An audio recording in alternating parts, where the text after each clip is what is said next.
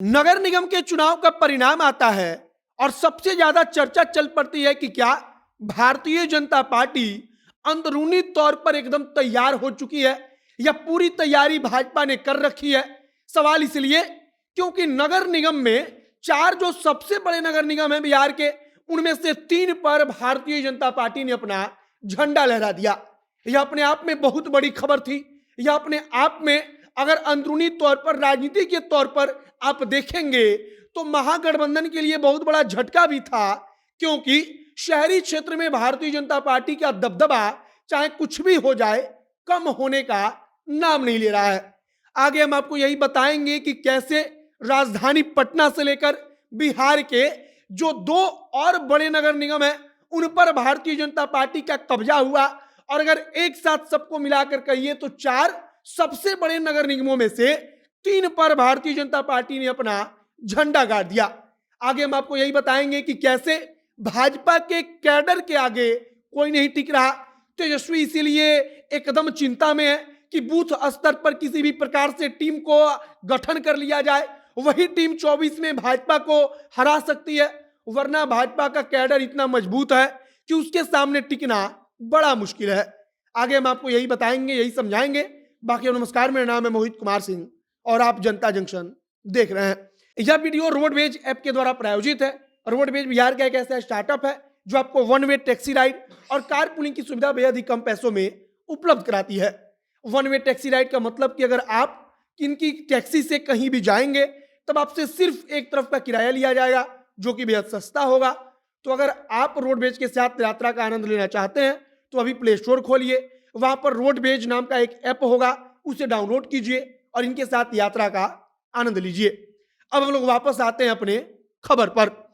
कुछ दिन पहले खबर आई थी कि तेजस्वी यादव ने अपने तमाम विधायकों को और विधान परिषद के जो सदस्य हैं उनको बुलाया।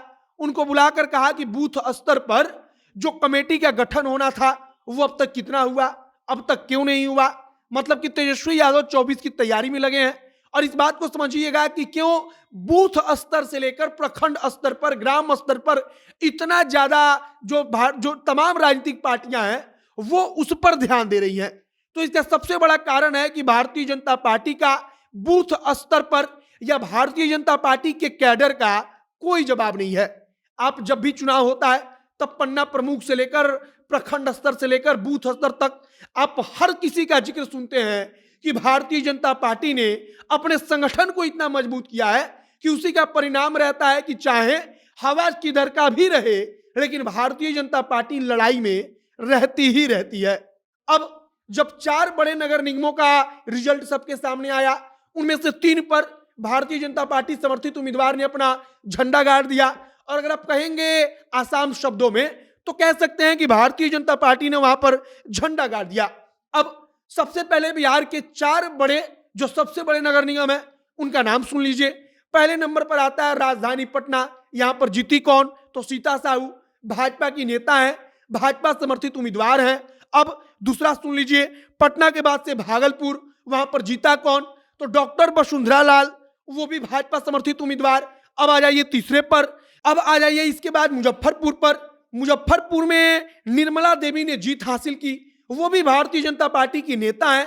अब इसके बाद चौथे नंबर पर जब आप आएंगे, जब गया का जिक्र आएगा, तब वहां पर महागठबंधन का जो समर्थित उम्मीदवार था उसने जीत हासिल की।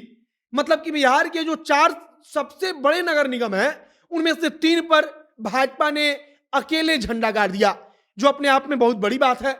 अब इसी चीज को लेकर चर्चा चल रही है कि 2024 के लिए भाजपा अंदरूनी तौर पर एकदम तैयार है। भाजपा नगर निगम के जरिए एक प्रकार से कार्यकर्ताओं को हौसला देना चाहती थी, कार्यकर्ताओं को बताना चाहती थी कि हम अकेले काफी हैं। और राजनीति में एक बात कही जाती है कि कार्यकर्ता ही चुनाव हराता है, कार्यकर्ता ही चुनाव जिताता है। अगर आप कार्यकर्ताओं का मनोबल नहीं टूटने देंगे, आप कार्यकर्ताओं को विश्वास दिला देंगे कि हमारी पार्टी जीत रही है, तब कहा जाता है कि जीत का जो चांस होता है वो कई गुना बढ़ जाता है। फिलहाल उपचुनाव से लेकर नगर निगम तक भारतीय जनता पार्टी जिस प्रकार से अपनी एक विशेष रणनीति के तहत आप कह सकते हैं कि चुनाव में परफॉर्म कर रही है, उसका नतीजा है कि 2024 के लिए अब महागठबंधन की टेंशन बढ़ रही है। फिलहाल नगर निगम के चुनाव के बाद से चर्चा और अधिक तेज हो गई कि क्या 2024 में भाजपा का मुकाबला करने के लिए महागठबंधन पूरी तरीके से तैयार है। आपकी प्रतिक्रिया क्या है कमेंट बॉक्स में लिखकर बताइएगा। आगे जो तमाम जानकारी आएगी हम आप तक पहुंचाएंगे। आप जनता एक्शन के साथ बने रहिए। कैमरे से विशाल खड़े हैं और मैं मोहित कुमार सिंह। बहुत बहुत धन्यवाद।